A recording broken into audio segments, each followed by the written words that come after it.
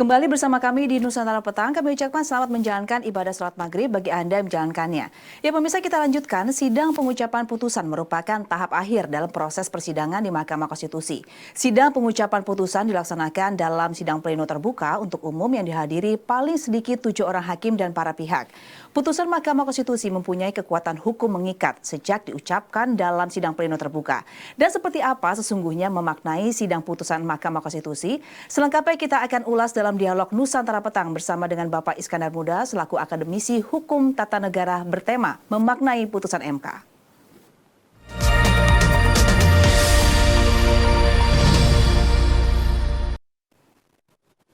Ya, sudah bersama kami narasumber yaitu Bapak Iskandar Muda selaku akademisi hukum tata negara.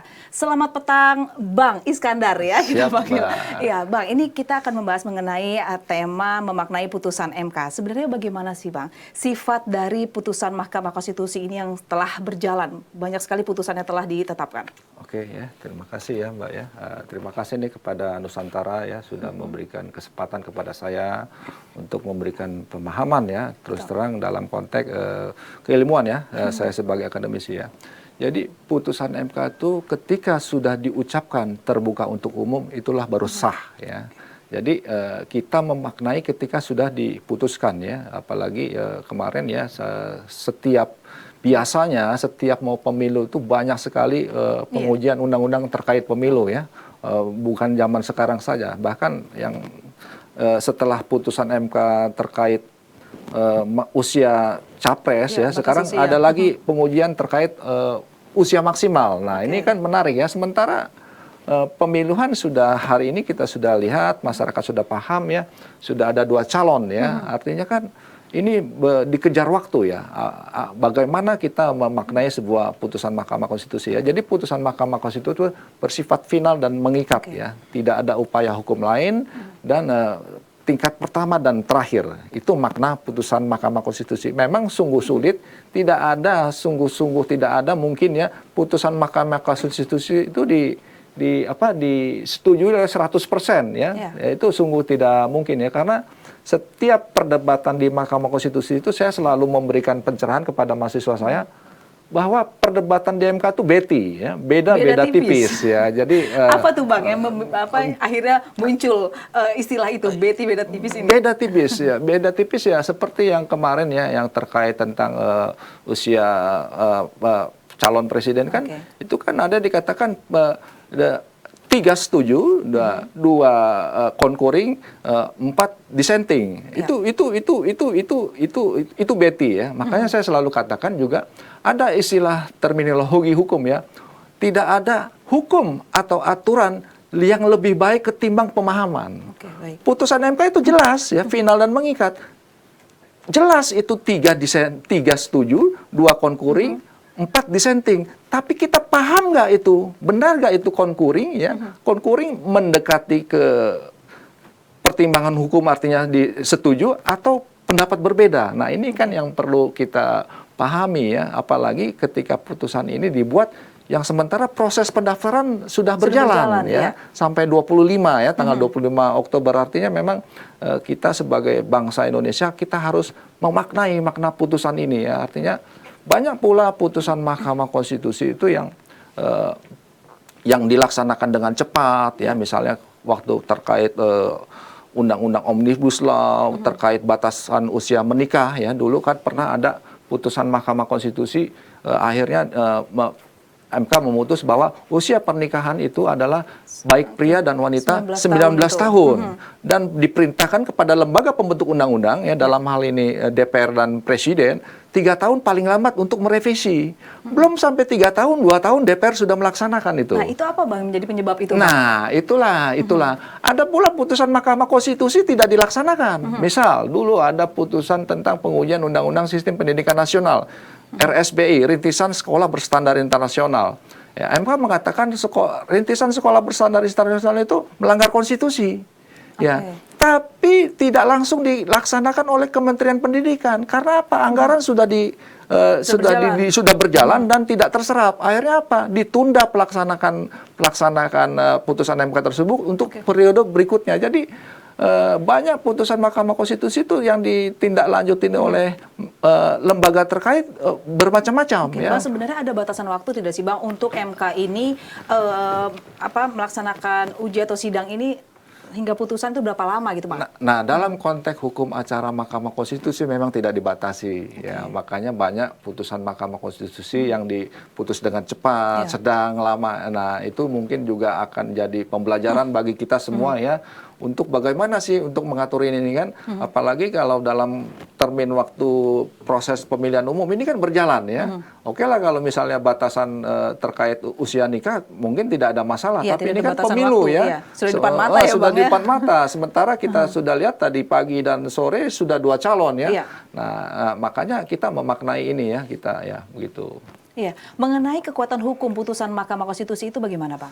Nah, saya katakan tadi, putusan Mahkamah Konstitusi bersifat final dan mengikat. Ya.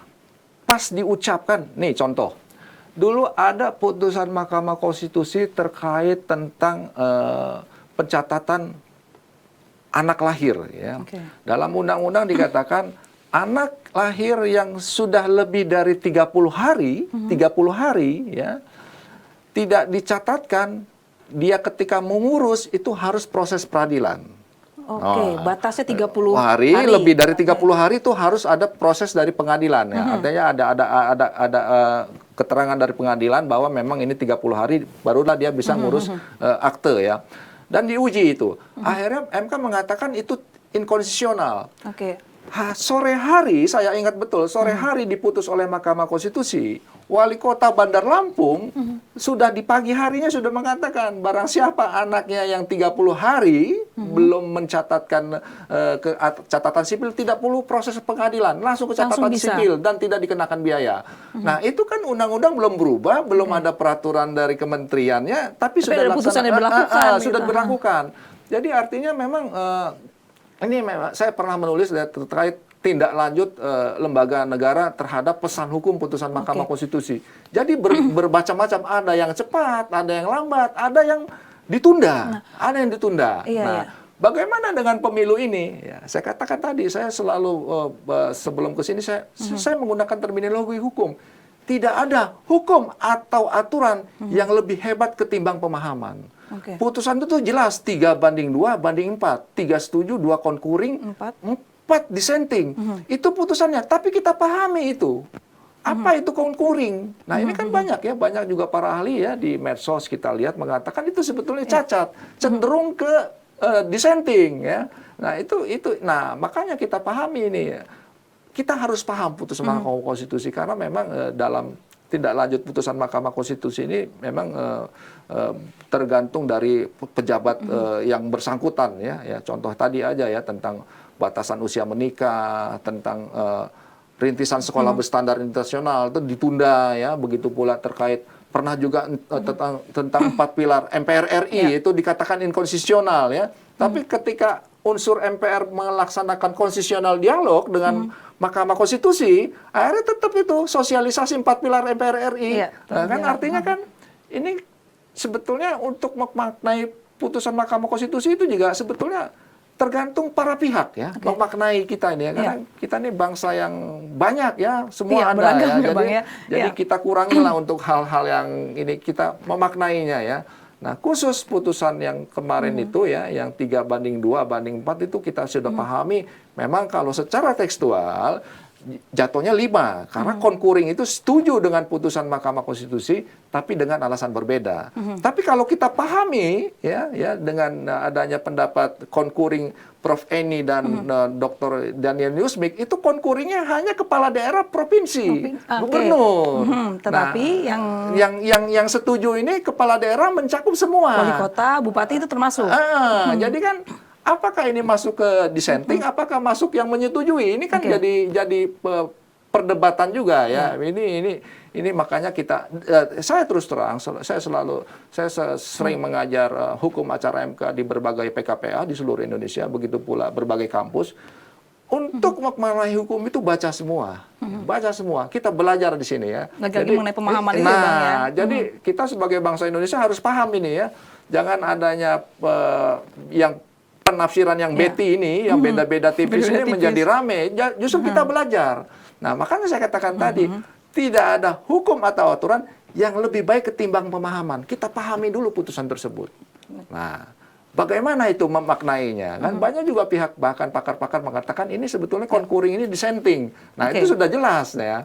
Nah, jadi Bang, di MK ini ada perdebatan mengenai hal concurring tadi. Ini bagaimana Bang memaknainya di lingkungan masyarakat itu seperti apa sih Bang? Jadi gini, ada saya mengatakan ada tiga jenis pendapat hukum di sebuah putusan Mahkamah Konstitusi. Yang pertama, rasio desidensi, pertimbangan hukum. Artinya disitulah pertimbangan hukum ya, pendapat hakim yang menyetujui putusan tersebut ya. Ada pula yang disebut concurring. Dia setuju dengan putusan tersebut tapi dengan alasan berbeda. Oke. Nah, kalau Ada syaratnya. ya, gitu. ya Oke. dengan alasan berbeda lah. Misalnya kalau kita tafsirkan, oke, saya mau makan, saya lapar, ya, saya mau makan karena lapar. Oke, saya mau makan, tapi menemani Anda saja karena saya sudah makan. Oke. Dua alasan berbeda. Dua-duanya mau makan, tapi Tujuannya alasan sama ya, berbeda, Bang, ya? ya kan? Yang satu karena belum makan, yang satu hanya menemani. Karena dia sudah makan sebelumnya. Nah, makanya saya katakan banyak di media itu mengatakan hanya menulis harusnya apapun dia putusannya ada concurring atau enggak ditulis komposisinya pertimbangan hukum, concurring, dissenting ya. Kalau ini kan 3.22.24 banding 4. Jadi ya kita maknai di situ ya. Jadi memang untuk kasus yang kemarin itu concurringnya ini perlu juga memang dimaknai apakah itu masuk ke diperdalam setuju lagi nih, ya, Bang, ya. atau ke pendapat berbeda ya. Jadi memang ini menarik ya, kita belajar saja ya. Yang penting kita berjalanlah pemilu dengan baik ya. Kita memaknai ini harus paham ya. Terutama bagi pihak yang bagi pihak yang terkena aturan tersebut ya. Harus paham ini aturannya karena memang putusan MK ini kan ya tadi ya final dan mengikat ya. Nah, tapi apakah pengujian undang-undang ini pasal terkait batas usia ini bisa diuji kembali? Bisa, Mbak. Nah, menurut Abang ideal nggak sih Bang putusan kemarin mengenai batas umur putusan MK itu? Nah, ini kembali lagi ada yang mengatakan masalah usia itu open legal policy, artinya terserah kebijakan pembentuk undang-undang ya. Dalam hal ini DPR dan Presiden. Ingat, setiap pengujian undang-undang di Mahkamah Konstitusi ada pihak terkait. Dalam hal ini pihak terkait langsung. Pihak terkait langsungnya siapa? DPR dan pemerintah, Presiden. Kalau kita baca putusannya ya, baik dalam concurring, baik di pendapat berbeda ya, Prof. Sadilisa kita sudah lihat ya, mengatakan DPR dan lembaga pemerintah juga diserahkan kepada Mahkamah Konstitusi. Kembalikan lagi. Bingung kan jadi kita. Makanya saya katakan perdebatan. Pingpong nih, Bang. Nah, perdebatan pengujian undang-undang di Mahkamah Konstitusi itu tuh beti ya. Beda-beda tipis. Nah, artinya kita jangan menanggapi ini dengan arogan atau perbuatan yang tidak bagus. Kita belajar di sini. Ya karena memang beti, benar-benar beti ini ya. Dua ini kemana sebetulnya kan? Nah, kita pahami itu bagaimana itu kan. Oke, kita akan mengulas jauh lebih dalam lagi mengenai makna dari putusan MK. Namun ya kita melihat Bang, tadi mengenai adanya batas waktu yang pemilu ini sudah dekat. Nah, apakah ada yang harus dievaluasi? Tapi nanti kita akan membahasnya setelah jeda. Tetap bersama kami pemirsa di Dialog Nusantara Petang.